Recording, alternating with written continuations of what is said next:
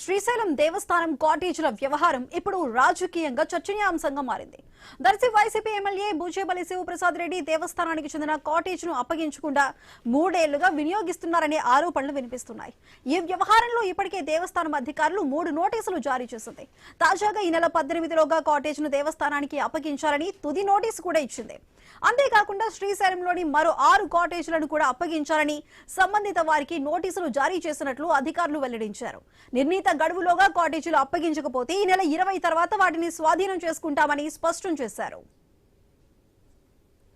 శ్రీశైలం దేవస్థానం కాటేజ్ను దేవస్థానానికి ఇవ్వకుండా 3 ఏళ్లుగా వాడుకుంటున్నారన్న ఆరోపణలపై స్పందించారు ఎమ్మెల్యే బూచేపల్లి శివప్రసాద్ రెడ్డి.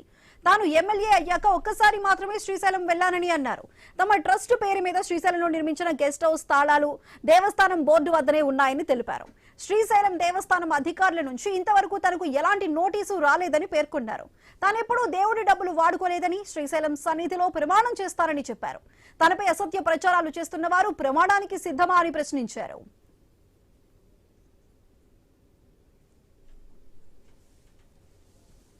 శివక్షేత్రమైన శ్రీశైలం ఒకటి, దానిలో మా నాన్నగారు బూచేపల్లి సుబ్బారెడ్డి గారు, మా అన్నగారి పేరు మీద బూచేపల్లి కమలాకర్ రెడ్డి గారి పేరు మీద అక్కడ ల్యాండ్ తీసుకొని ఆ కాటేజ్ కట్టి ఆల్రెడీ కాటేజ్ తీసుకొని హ్యాండ్ ఓవర్ చేయడం జరిగింది. కానీ ఈ 2 రోజుల నుంచి కూడా కావాలని చెప్పేసి మా మీద బురద జల్లాలని చెప్పేసి ఆ శ్రీశైలం మల్లన్న దగ్గర కూడా రాజకీయం చేయడం నిజంగా చాలా బాధాకరంగా ఉంది.